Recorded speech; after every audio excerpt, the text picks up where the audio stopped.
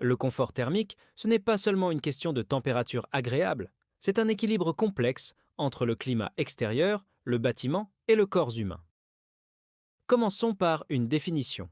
On parle de confort thermique lorsqu'une personne est dans un état de satisfaction vis-à-vis de l'environnement thermique.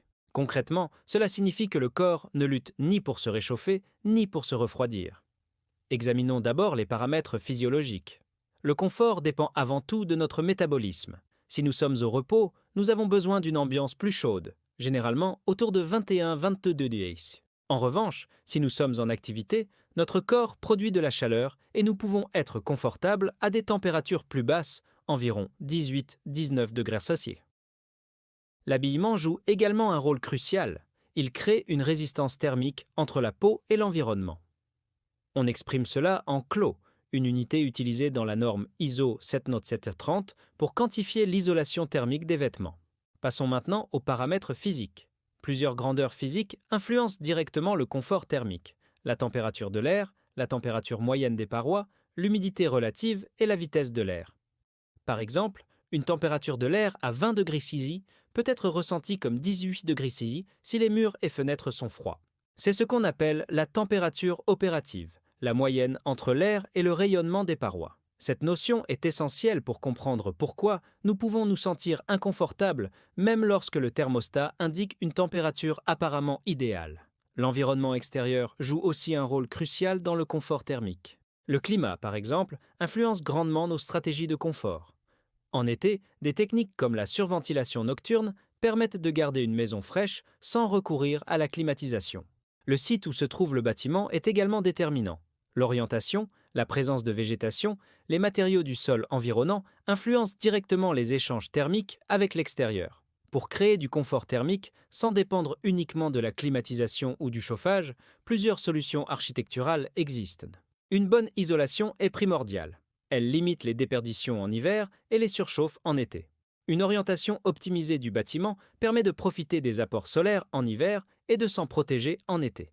La ventilation naturelle, quant à elle, aide à réguler à la fois la température et l'humidité. Enfin, l'inertie thermique des matériaux, comme le béton ou les briques lourdes, joue un rôle de régulateur. Ces matériaux stockent la chaleur le jour et la restituent la nuit, créant ainsi un effet tampon bénéfique. Il est important de noter que le confort thermique n'est pas seulement une question physique. Il comporte aussi une dimension psychologique et comportementale.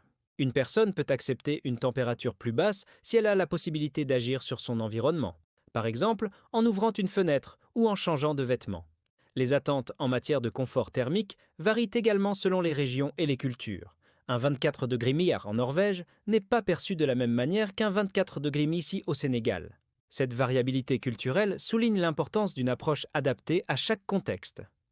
Créer du confort thermique, c'est donc une combinaison de plusieurs facteurs. Il faut d'abord comprendre le corps humain et ses besoins spécifiques. Ensuite, il est crucial de concevoir des bâtiments adaptés au climat local et à l'usage prévu. Enfin, il est essentiel d'intégrer les comportements et les attentes des occupants dans la stratégie globale de confort. En bioclimatisme, l'objectif est clair: assurer le confort en réduisant les consommations d'énergie grâce à l'architecture, aux matériaux et aux stratégies naturelles de ventilation et d'isolation. Cette approche holistique permet non seulement d'améliorer le bien-être des occupants, mais aussi de réduire l'impact environnemental des bâtiments.